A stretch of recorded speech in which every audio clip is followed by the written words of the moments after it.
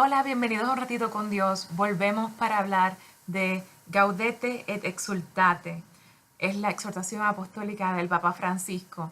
Continuamos con la parte 3 y hoy vamos a hablar del capítulo 2. El capítulo 2 habla de dos peligros para la santidad y el Papa Francisco le llama dos sutiles enemigos de la santidad. Y tiene palabras bien fuertes para ella. Él le llama a estos dos enemigos de la santidad, le dice que son dos falsificaciones de la santidad, disfrazadas de verdad católica, que estaban bien populares para eso del segundo siglo del cristianismo, pero luego ahora están un poquito más disfrazadas, pero todavía son bastante populares en algunos grupos dentro del catolicismo y tenemos que tener cuidado de no caer en ellas. Entonces, se nos presenta esto para que nosotros evaluemos nuestra vida en la fe y ver si en algún momento estamos cayendo en alguna de estas dos herejías. ¿Bien? El gnosticismo supone que es una fe encerrada, donde solo interesa una experiencia o unos razonamientos o conocimientos que supuestamente reconfortan e iluminan. Pero en definitiva el sujeto queda clausurado a la inmanencia de su propia razón o de sus sentimientos. Bien, entonces básicamente se encierran en su propio ser y todo lo que ellos creen que se necesita para la salvación se supone que está en el raciocinio. Este es el error de esta herejía, básicamente, ¿no? Que ellos rechazan la belleza de lo creado. Es una mente sin Dios y sin carne. Entonces, descarnan el misterio de Dios. El misterio de Dios también incluye la encarnación y ellos quieren sacarlo del medio. No se dan cuenta que la perfección de las personas no las trae el conocimiento, sino que las trae el amor, la caridad. Entonces, ellos juzgan la capacidad de las personas de aprender y de conocer y de entender. Y de acuerdo a la capacidad que esa persona tiene de conocer, de aprender y de entender, es la capacidad de esa persona de salvarse.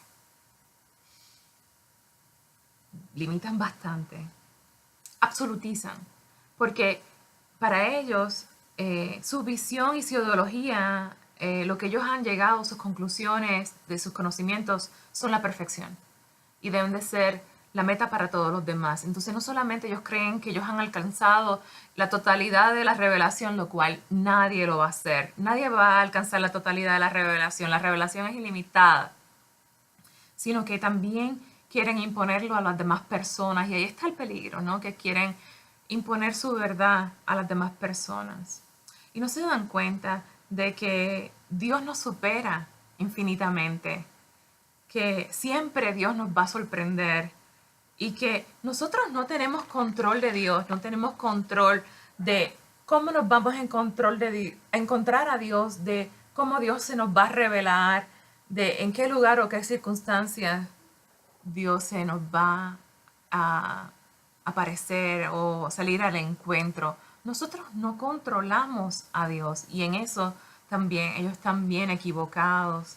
Bien, entonces de alguna manera su ideología de alguna manera cree que tiene cierto dominio o control de Dios. Lo que ellos no saben es que Dios está presente en toda vida humana.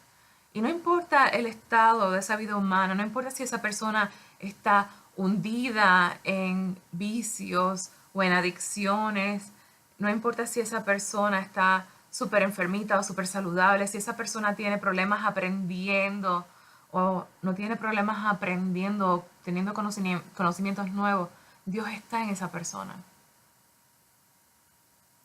En otras palabras, Dios puede fluir mucho más fácilmente en personas que ellos creen que no tienen la oportunidad de la salvación. Nosotros tenemos un límite de la razón. Dios es la revelación. Y nosotros recibimos fragmentos de esa revelación a través de nuestras vivencias y experiencias de Dios. ¿Bien? Pero nosotros tenemos no solamente, bien, eh, una capacidad imperfecta de aprender, sino que de experimentar y de hablar también, ¿no?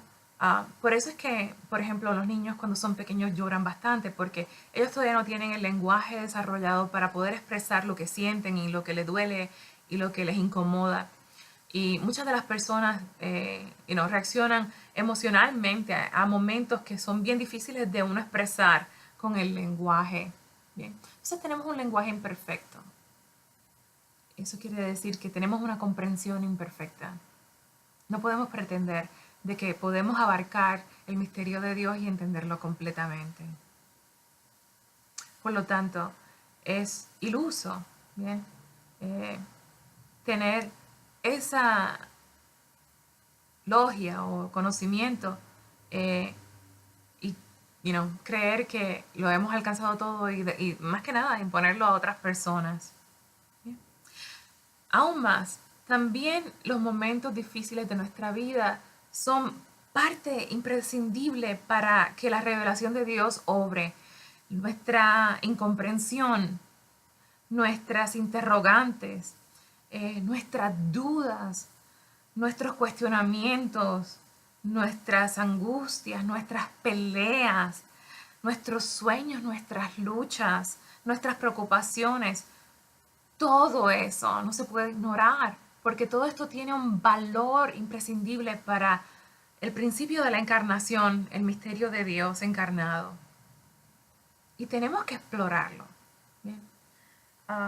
No podemos y tenemos que tener el cuidado de no desarrollar un complejo de superioridad, como decía Juan Pablo II, que advertía de esa tentación y decía un cierto sentimiento de superioridad respecto a los demás fieles.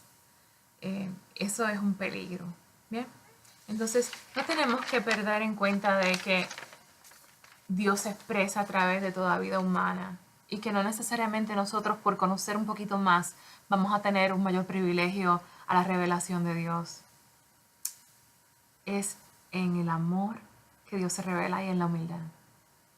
Y el fruto es la misericordia. Bien, entonces el verdadero conocimiento de nuestra relación de Dios tiene frutos de misericordia. Y eso es un indicio de que vamos por buen camino.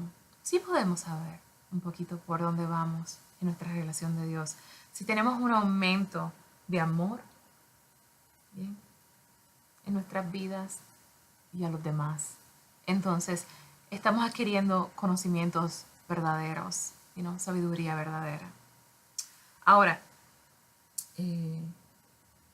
el pelagianismo, ¿bien?, tiene que ver un poquito con una vertiente que también es una falta de humildad, pero es un poquito diferente al gnosticismo, aunque tiene un poquito de eso, ¿no? Porque se mueven de querer alcanzarlo todo por la inteligencia a empezárselo a atribuir en el pelagianismo por la voluntad humana y el esfuerzo personal. ¿Bien? Que ya no era la inteligencia lo que ocupaba el lugar del misterio de la gracia, sino la voluntad. Se olvidaban de que todo depende no del querer o del correr, sino de la misericordia de Dios, como dice Romanos capítulo 9, versículo 16. Y también se nos olvida lo que dice Primera de Juan capítulo 4, versículo 19, que Él nos amó primero. Que nosotros no somos los iniciadores de la relación con Dios, sino que Dios siempre es quien inicia. Dios siempre es el que está a cargo de esa relación que tiene con nosotros. Nosotros no podemos controlar a Dios. ¿Ya? Entonces, nosotros queremos imponer, ahora, no estamos hablando de que podemos alcanzar la salvación con el conocimiento, queremos imponer nuestra voluntad a Dios sin humildad. La voluntad y la humildad tienen que estar de la mano. Bien, si no, peligro. Entonces, en el fondo solo confían en sus propias fuerzas y se sienten superiores a otros por cumplir determinadas normas, porque son disciplinados, porque yo soy capaz de controlarme a mí misma de cierta manera en mi comportamiento, yo me creo superior a otras personas. O por ser inquebrantables, fieles a cierto estilo católico. Entonces, porque son rígidos en ciertas doctrinas católicas, se creen que son superiores a las demás personas. wow, hay que tener cuidado con eso, ¿no?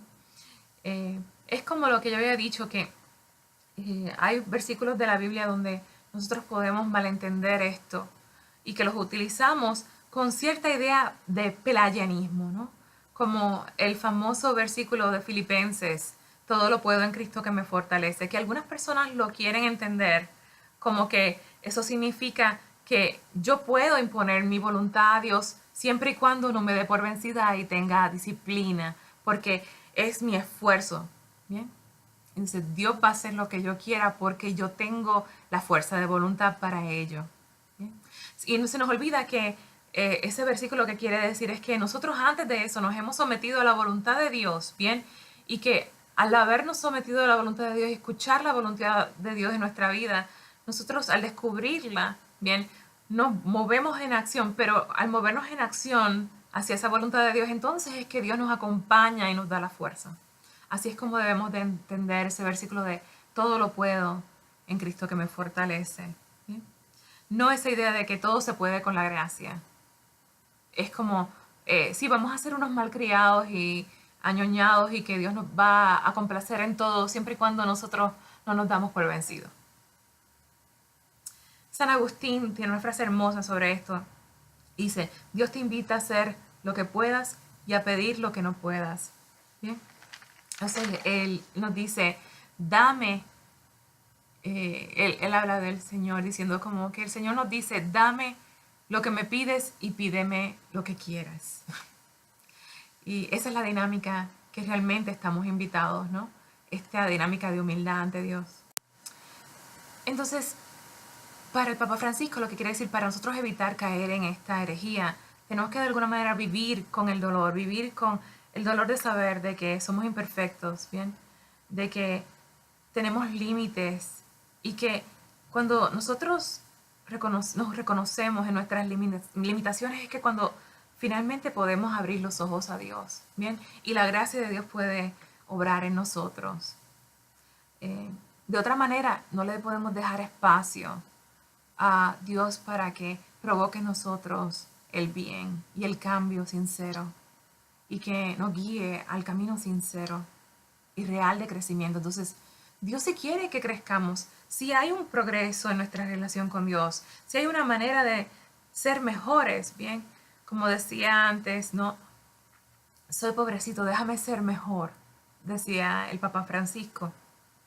Y sí hay un espacio para eso, pero solamente siempre teniendo una visión correcta de nosotros como criaturas. Somos criaturas y Él es el creador y Él es el que está a cargo de esta relación. Entonces tenemos que, mientras más transparente tenemos una visión de nosotros mismos respecto a nuestros puntos flacos, ¿bien? Nuestras áreas que necesitan trabajo, más rápido Dios puede trabajar con ellas en la gracia. Todo se trata de la visión correcta. Bien, entonces, si no advertimos nuestra realidad correcta y limitada, tampoco podemos ver los pasos reales y posibles que el Señor nos pide en cada momento, después de habernos capacitado y cautivado con su don. Ese es un requisito. Bien.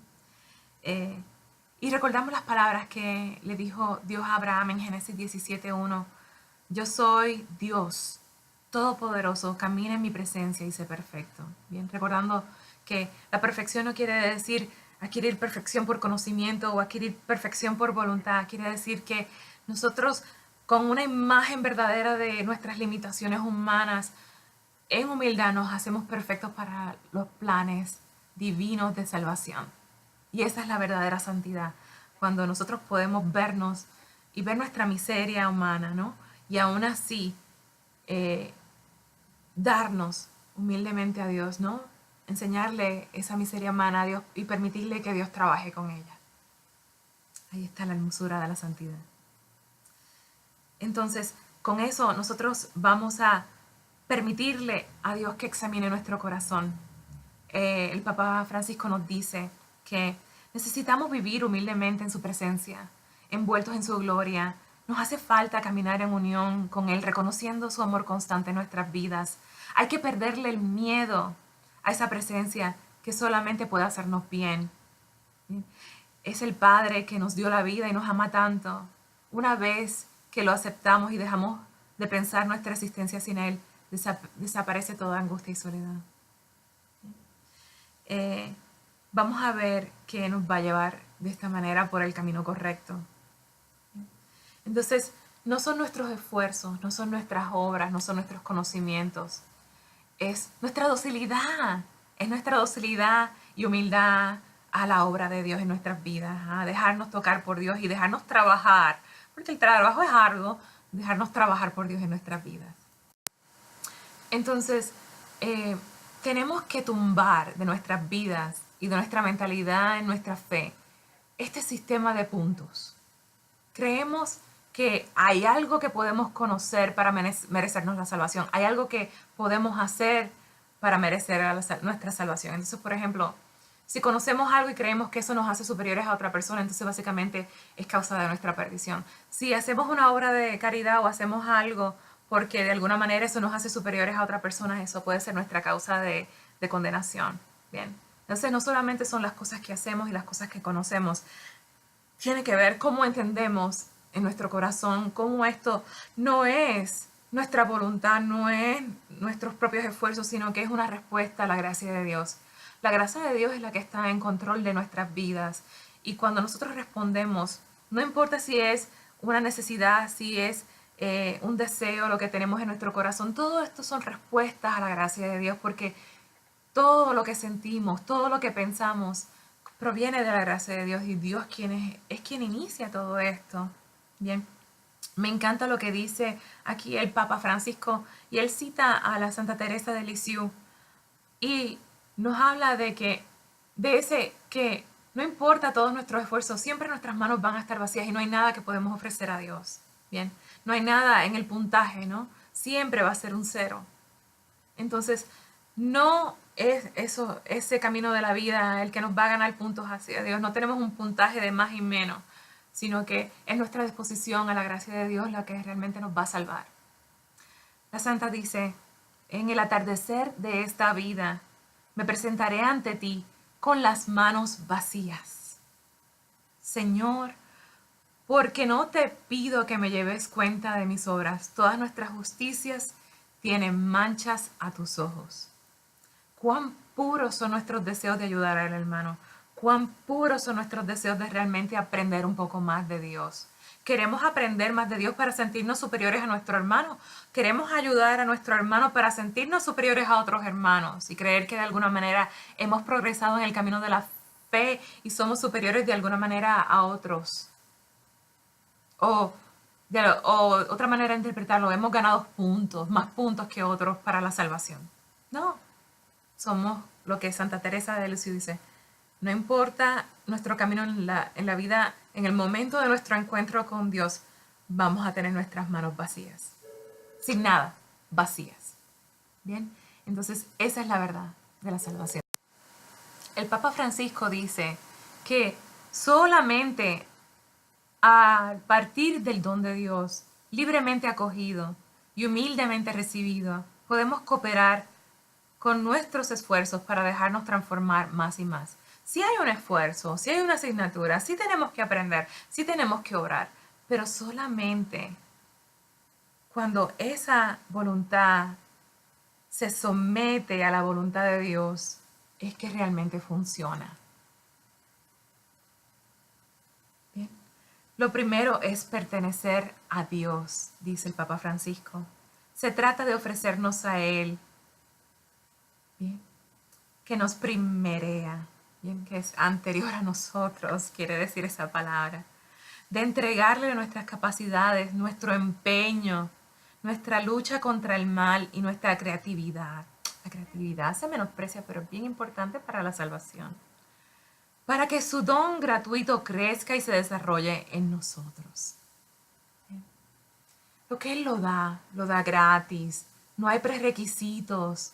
Bien, no tenemos que pasar relación con Dios 101, 101, o vamos a un curso superior de relación con Dios 202, ¿no? Como hacemos los grados de universidad. No, no se trata de eso. Se trata de esa disposición, de humildad, dentro de la voluntad y desear que esa voluntad de Dios sea nuestra. Entonces, sí hay un peligro, este nuevo pelagianismo, ¿no? Donde se cree que el camino a la santidad es una justificación por nuestras propias fuerzas, que es nuestro propio esfuerzo el que nos va a llevar a Dios, cuando realmente la voluntad humana y la propia capacidad no tiene que ver nada. Es un egoísmo, un egocentrismo glorificado con religión, ¿no? No, esa no es la manera de llegar. Y hay varias manifestaciones, ¿bien? Cuando nos importan demasiado las leyes, el prestigio, las normas sociales y políticas, cuando tenemos un cuidado exagerado a la liturgia, a la doctrina o al prestigio dentro de la iglesia, cuando tenemos una vanagloria ligada a la gestión de asuntos prácticos, cuando nos envolvemos demasiado en dinámicas de autoayuda y de realización autorreferencial, ¿no? A veces nos volvemos fanáticos de todos los libros que son estos de autoayuda, donde nosotros mismos podemos de alguna manera levantarnos nosotros mismos y echarnos para adelante, ¿no? Que todo lo que tenemos, tú sabes que nuestro ser contiene todo lo que necesitamos para salir de todos los aprietos humanos. Y se nos olvida que tenemos que incluir el Espíritu Santo y la gracia de Dios en nuestras vidas. Bien. Entonces nos volvemos escrupulosos con las normas. Algunos grupos cristianos bien reflejan esto de una manera bien triste dentro de nuestra comunidad católica y dan excesiva importancia al cumplimiento de determinadas normas propias, costumbres o estilos, ¿bien? Y sabemos que no tienen la misericordia y oprimen al hermano. Y es bien triste ver estas cosas dentro de nuestra fe. Entonces ellos parecen someter la vida de la gracia a unas estructuras humanas. Esto afecta a grupos, a movimientos y a comunidades católicas. Y esto es lo que explica por qué tantas veces, bien, hay grupos y movimientos que comienzan con una intensidad bien fuerte y después con una vida en el espíritu, pero luego terminan fosilados o corruptos, ¿bien? ¿Y qué corrompe un movimiento dentro de la iglesia? ¿Qué corrompe o fosiliza a un movimiento de la iglesia? Es convertir una oportunidad de gracia de Dios en una esclavitud derivada de escrúpulos. Y eso deriva a lo que el Papa Francisco le llama la religión de la esclavitud. Nuestra religión en una esclavitud. ¿Bien? Exigirse con moderación para no hacer pesada la vida de los fieles, porque así se convertiría nuestra religión en una esclavitud. Y ahí el Papa Francisco cita a Santo Tomás de Aquino. ¿Bien? Él reconoce que hay peligros que convierten nuestro amor por Dios y nuestra práctica del amor por Dios en opresión al hermano. Y hay gente que lo nota y se va.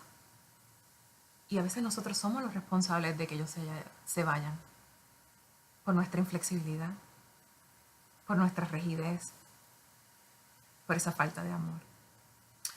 Bien, entonces tenemos que recordar que la fe actúa por medio del amor, como dice Gálatas capítulo 5, versículo 6. El que ama ha cumplido el resto de la ley. Bien, dice Romanos 13, 8, 10. Por eso la plenitud de la ley es el amor, también en el mismo versículo.